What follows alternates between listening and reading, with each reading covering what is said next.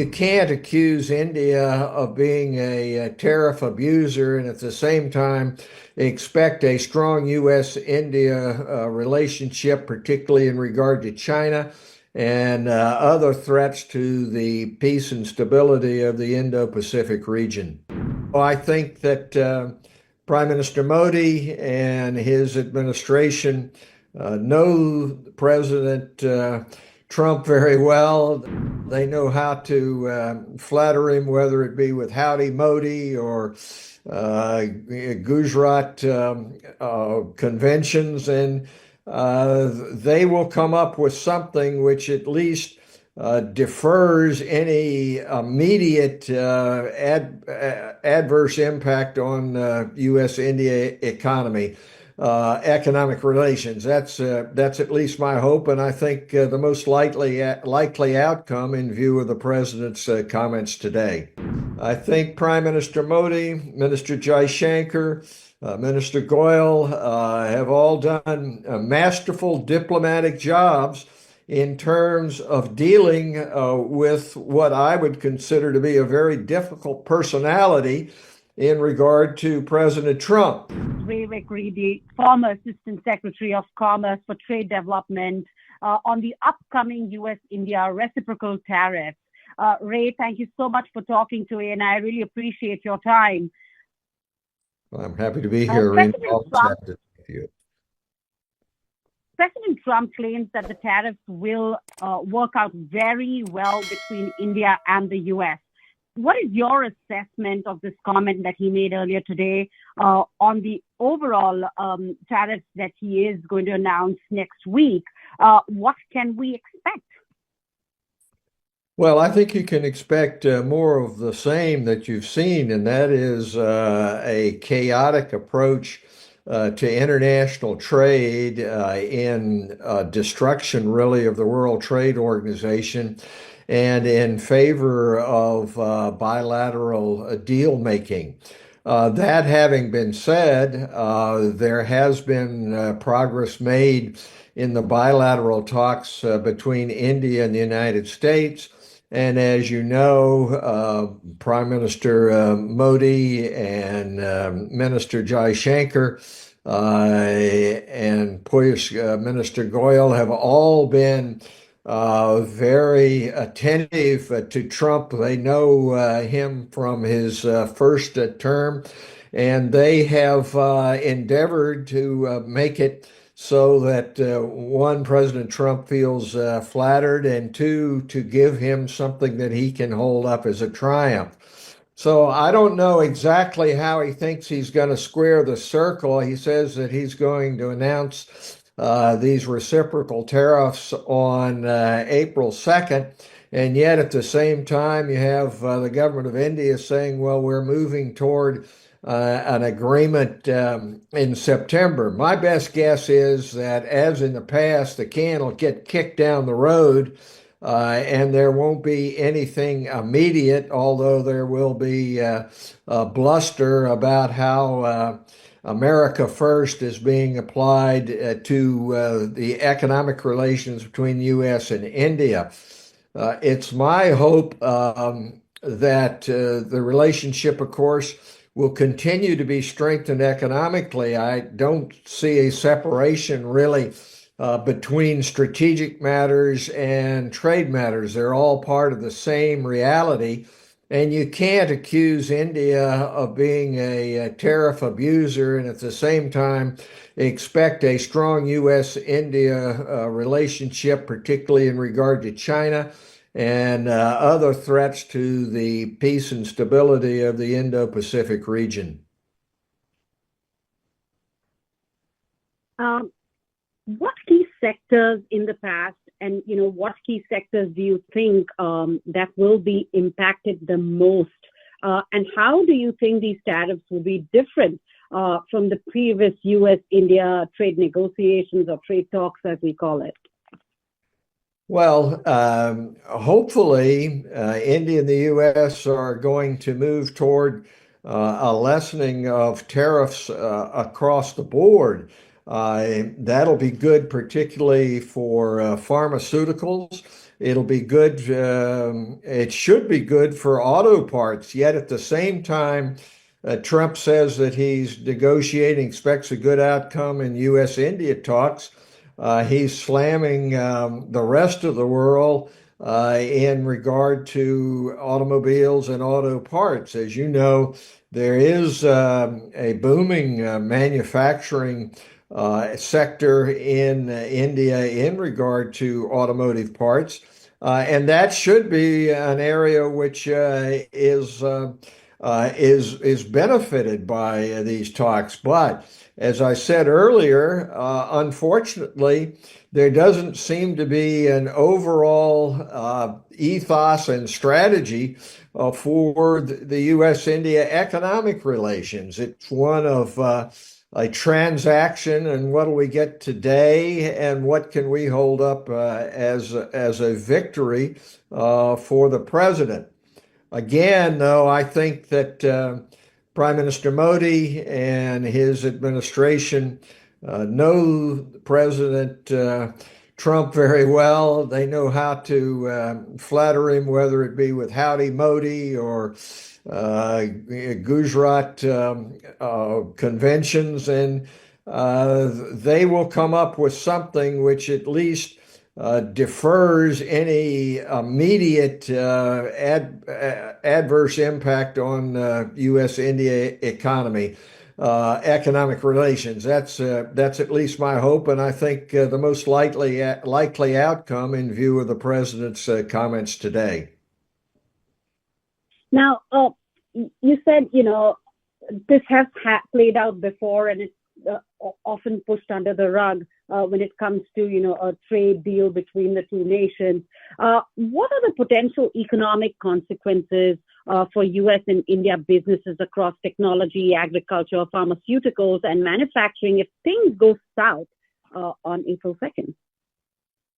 Well, if they go south, which is kind of what happened in the first term of Trump, as you know, there had been movement toward a lessening of trade barriers, toward an agreement that was something like a free trade agreement, and it collapsed at the end. I don't expect that to happen at this time, but if it did, I think it would be disastrous because right now, India is still a very fast-growing economy, has a great trade surplus with the United States, and it's a part of an ever-increasing partnership between these two largest and I think greatest democracies in the world. The idea that somehow, though, that India has to bend to the Trump view of what is America first is very troubling. You can't have a situation in which America first only means first, last, and only, and what happens immediately.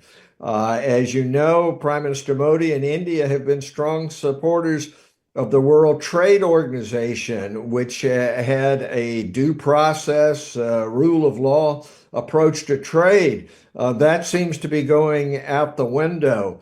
And if you just take a look, for example, at pharmaceuticals, that is an area in which India is really should be the pharmaceutical resource for the world. But if you are going to use that trade, it's going to have harmful effects, not only in U.S.-India relations, but the health and well-being of people across the world and in the United States.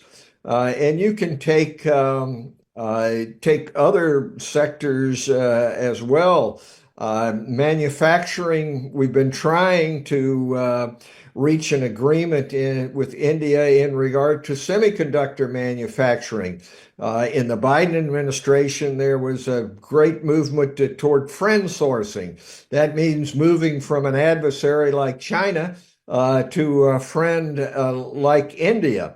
And there were attempts to, if you will, make sure that there wasn't a conflict between the America First agenda and the Make in India agenda in regard to semiconductors. So that is an area in which we ought to be able to increase manufacturing, increase trade, and shore up the relationship, make it even stronger. But it remains to be seen whether or not this is actually going to come about, because the Trump administration, even though they say it's bilateral with India, they keep doing things across the board, saying reciprocity is going to apply to everybody equally, that you aren't going to have the imports in regard to automobiles and automobile parts. And as I said, the parts manufacturing is a very important part of the U.S.-India relationship now. And you can go on to machine tools, you can go on to the traditional areas in terms of gyms, in terms of textiles. But what Trump seems to be doing is looking for sort of headlines, as you know. He's talked and already has gotten some concession on Harley Davidson motorcycles coming in, pistachios from and almonds from California. So I think what you're going to have is a mix of concessions, some lowering of tariff barriers, which are very welcome because India has been a high tariff nation. But you're going to have to really look below the hood, if you will, to figure out exactly where it comes, because there doesn't seem to be rhyme or reason at this point in terms of what the strategy is. Is trade being used to strengthen a relationship with a great democracy like India, or is it being used to browbeat Canada into being the 51st state, or is it being used to really cut Europe off from a security umbrella, or is it being used for fentanyl? All of these things have been cited as goals. Immigration, what is going to happen with India in regard to services? The free movement of technical workers between India and the U.S. is vital both to India in regard to its economic development and to the U.S.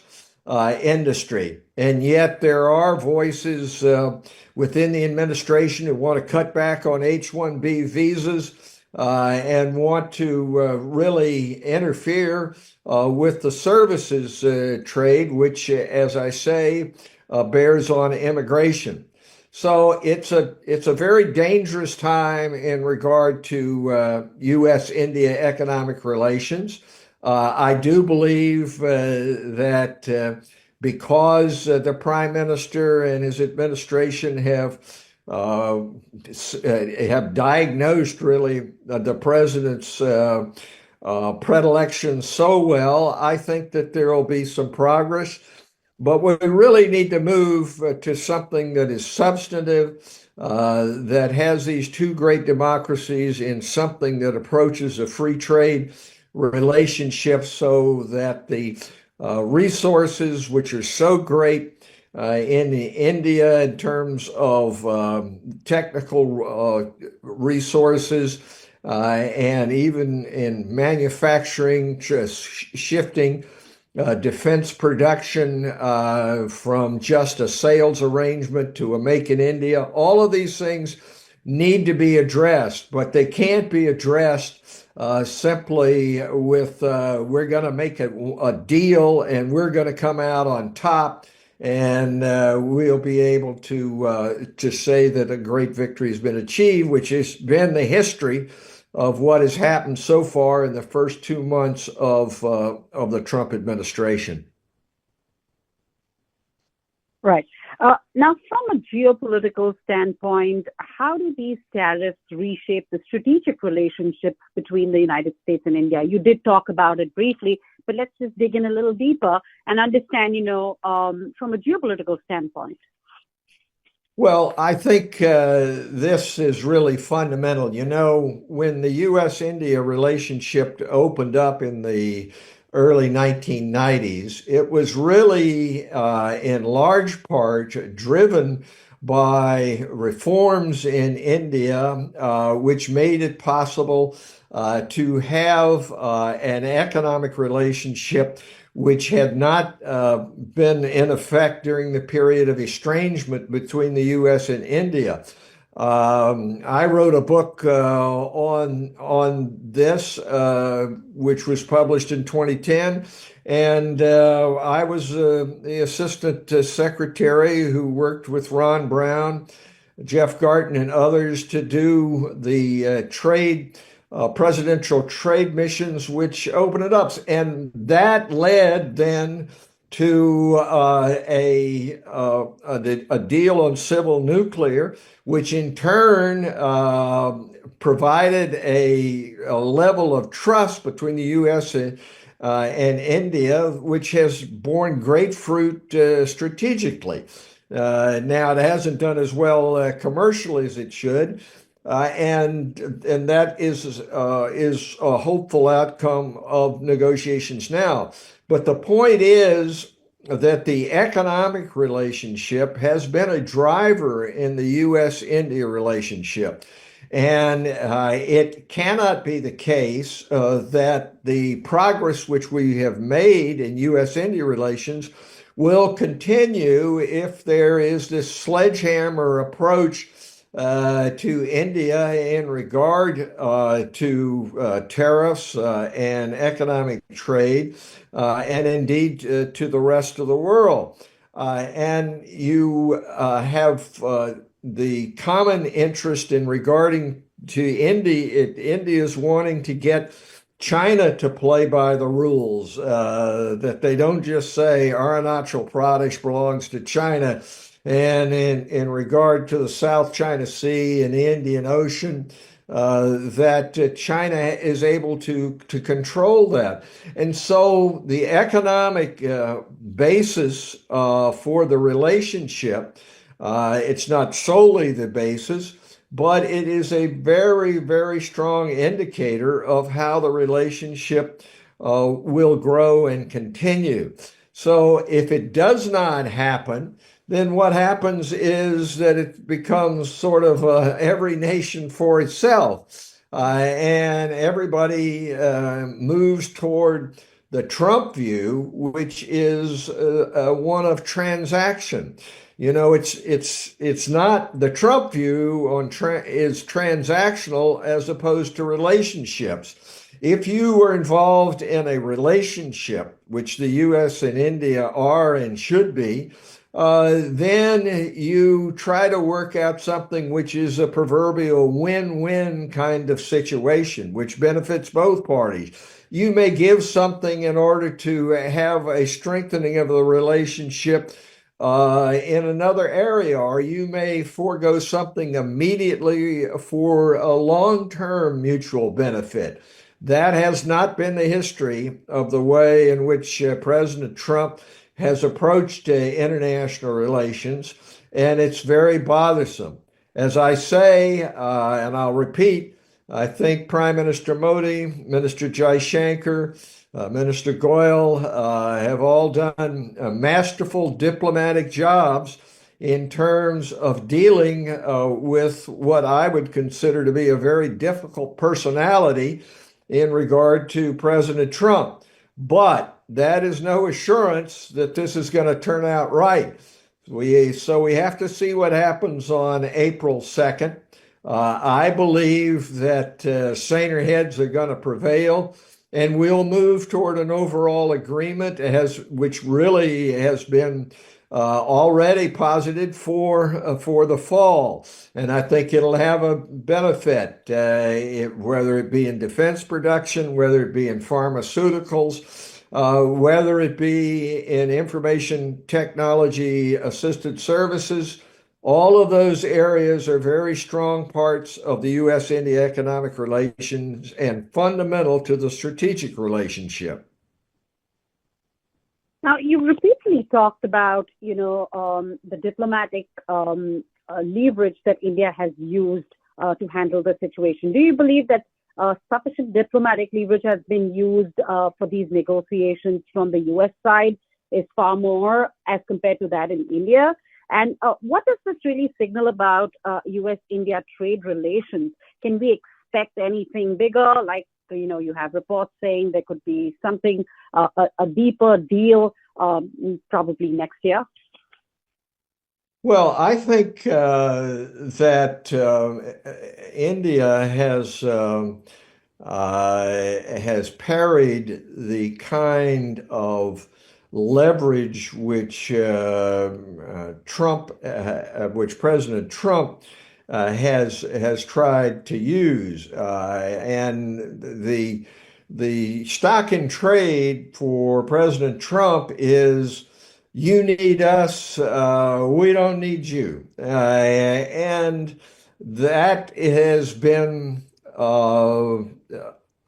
effective in some cases with some other nations, but I think India has not succumbed to that. I think that India, because of its size in terms of population and talent, because it is a growing market, whereas in the rest of the world you find a very difficult situation, whether it be in China or Europe, in terms of tapping into growth. Because it has moved to solve some of its infrastructure problems, it hasn't had to succumb to that kind of approach. Now, that having been said, it doesn't seem to me that India has been able to use the leverage which it has to get President Trump back into a rules-based approach and be able to have a relationship for the long run. As I say, basically, this transactional bilateral approach destroys the World Trade Organization and the mechanisms which had been put in place, thanks in large part to India being able to cooperate and work with other nations. And so what has happened is you've fallen back to a pre-World Trade Organization, a pre-multilateral approach to that which obtained in the early part of the 20th century. I think India is playing its hand within the 4 years of the Trump administration. We have to move back to a rules-based approach, which takes a comprehensive look at world trade, as well as seeing immediate needs for strategic cooperation against a competitor such as China. And we don't have that at this point, and India hasn't been able to use its leverage to move the Trump administration. And to be fair, of course, nobody else in the world has either. But it's very early in the game. It's only two months into this. There's been great harm done so far, and hopefully at least the U.S.-India relationship is on a track to be able to ameliorate the harm which has been done to the world trading system. Right. Now, you've observed and seen India's growth story over the last few decades now. How might these tariff policies influence India's economic positioning in the world?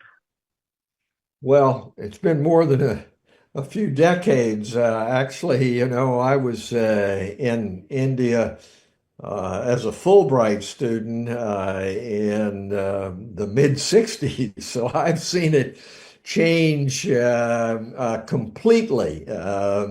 And I've seen the self-assurance grow in India of its economic capabilities. And hopefully what will happen is out of these negotiations and separate and apart from the sort of sledgehammer approach which the Trump administration has taken, there will be a progress toward freer trade between the United States and India. That will bear terrific benefits both to the common man and woman in India and the United States, and to being able to build peace and stability in the world. I think, of course, the danger is that the same thing that happened at the end of the first Trump administration will repeat itself. And that is that there will be an overreaching by the Trump administration trying to enforce its view of the world based upon a mistaken view that you can have a fortress America economically and continue prosperity. I think that would be a huge setback for the Indian economy as well as the U.S. We are now already feeling the impacts of the chaotic approach to tariffs in the United States economically. We've had some of the worst results with the Dow Jones and other indices in terms of stocks. And if you look at what consumer confidence is in the United States, it's plunging. And so we're having that kind of impact. And India, likewise, it'll have an adverse impact on the Indian economy. It is not the case, even though some believe it to be the case, that India doesn't need the rest of the world. The fact is, the great engines of innovation are in the United States, and India needs to be able to tap into that technological innovation. The fact is that capital is needed, and the United States has capital for investment. Trade and investment go together. You can't have a situation in which trade plummets and the kind of investment which is needed to promote manufacturing and for other purposes, capital expenditures in India. You can't have that investment unless you're able to tap into stable and vibrant capital markets. So the knock-on effect of failure in regard to U.S.-India relations would be very serious for the economies both of India and the United States. Right. My last question. Drawing from your experience in trade development, what recommendations would you give policymakers to mitigate the negative economic impacts of these tariffs if they go south? Well, I think that what India has to do is to evaluate its position with the rest of the world as a hedge against the United States. There are pockets of growth in many areas of the world. Europe, even though it hasn't moved forward as rapidly as it would want to, needs very much the same kind of support in regard to IT and IT assisted services that the United States does. If you look at the kinds of leadership that Prime Minister Modi has provided in regard to the global South, that is very much the wave of the future. Whether it be in Africa, whether it be in Brazil or the rest of Latin America. I think that there are near term and near area opportunities in Australia and in regard to the nations of Southeast Asia. So I think that India is a hedge against the relationship going south with the United States. Needs to be able to look at those markets as well. You know, the history of the world is that if you can expand markets, you expand prosperity. The danger, of course, in regard to India is that it will be too much influenced by the President Trump approach and say, well, we're just going to operate bilaterally on an India first principle and forget the broad gauge approach, which India has been taking more and more multilaterally with international organizations, which need to be reformed, admittedly, but they don't need to be jettisoned and abandoned. So that's the way in which India can contribute. I think it's a great opportunity, if you will, for India, not just to try to keep its head down and appease President Trump, but to provide leadership in terms of the great principles that have been expressed historically about the world being one family. That what happens in other parts of the world are of concern to India. And I think India needs to fill in, if you will, some of the leadership which the United States is abandoning, both economically and strategically.